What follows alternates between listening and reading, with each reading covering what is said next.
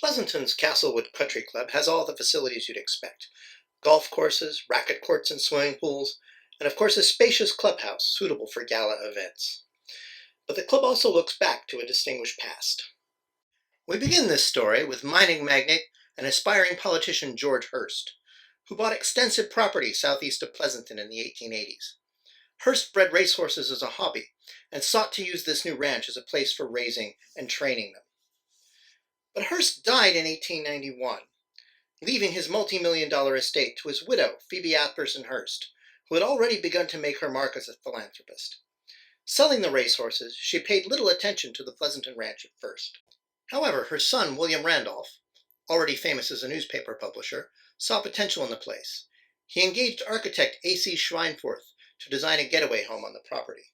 Before the project had gone far, Phoebe discovered it and took it over as her own. She ensured that Schweinfurth's designs met her own needs and tastes. The final product was a Spanish-style mansion named after a Renaissance wellhead that William Randolph had imported from Italy for the courtyard. Hacienda del Pozo de Verona became the headquarters of Phoebe Hearst's philanthropic operations.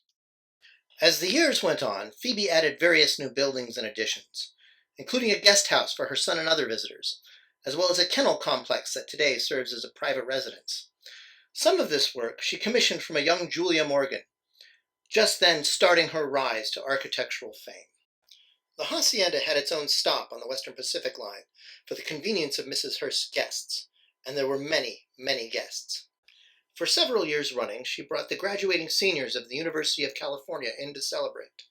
She hosted numerous conferences of organizations such as the YWCA and the Daughters of the American Revolution. As a member of the UC Board of Regents, she entertained academic and other luminaries, including horticulturist Luther Burbank, inventor Thomas Edison, and British politician Winston Churchill. But all of this ended with Phoebe's death in 1919. William Randolph had lost interest in the hacienda property and decided to sell it. The Order of Moose suggested converting it into a rest home for older members, but a group of developers offered more, and Castlewood joined the rapidly growing list of American country clubs in 1925. The developers added golf courses, bridle paths, and an outdoor pool as well as high-end homes for members. For about a decade, Castlewood was a prominent name in the East Bay golf scene, but the Great Depression hit country clubs hard, and after a failed attempt at reorganization, the club dissolved and was sold in 1939 at auction. The buyer was John Marshall, an architect and bon vivant who with his wife Edith opened the facility to the public as a resort, first under the name Rancho Hacienda, and then as Old Hearst Ranch. They commissioned a painting from the great Mexican artist Diego Rivera to hang over the bar.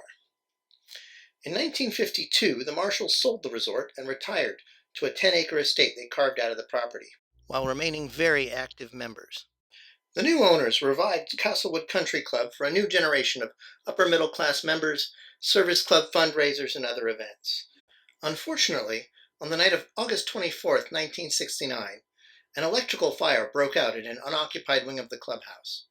10 different fire departments helped contain the blaze, but not until the main building, Phoebe's home, had burned to the ground. But the membership determined to rebuild.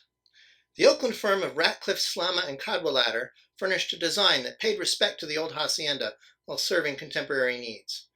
For nearly a half-century now, the new Castlewood Clubhouse has provided not only a social space for its well-to-do membership, but also a venue for fundraising through charity golf tournaments and gala events such as Museum on Maine's own annual Wines and Valentine's Dinner, a bridge perhaps between Phoebe's day and ours.